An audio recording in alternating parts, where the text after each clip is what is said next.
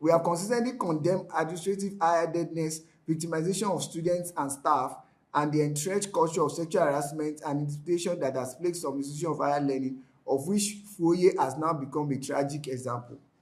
We recall that the Vice-Chancellor Prof Abayomi Sunday Fasina took the independent corrupt practices and other related offences commissions to court in an attempt to halt ongoing investigation into serious allegations of sexual harassment, allegations of he acknowledged in his own leave letter. Such actions betray the transparency, accountability, and moral standard expected of a public officer holding such a sensitive position.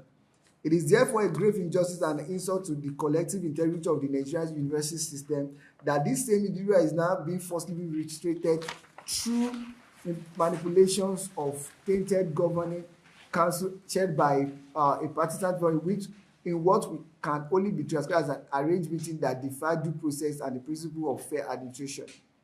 Even worse, reports show that students were mobilized and paraded under false pretenses with claims of support from the Honourable Minister of Education, Dr. Maruf Tuji Alausa, to legitimize this illegality and intimidate members of the university community. This is also acceptable, it is dangerous, and it must not stand.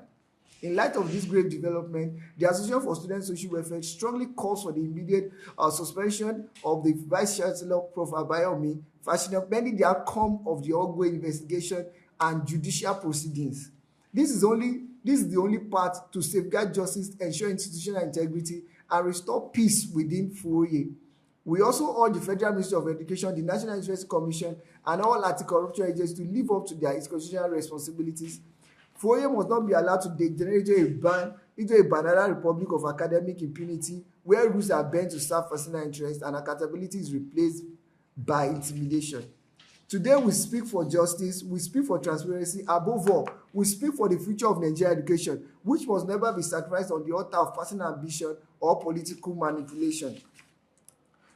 We need to give a little background into this issue because it has been festering for a long time. We have reported personally in the coalition. We have submitted petitions for this thing. So to have a bit of background of this, the Federal University of Oyo-Ekiti, once admired as the beacon of federal educational expansion and innovation, has sadly become a symbol of how impunity, moral failure, and abuse of power can corrode the soul of public institutions.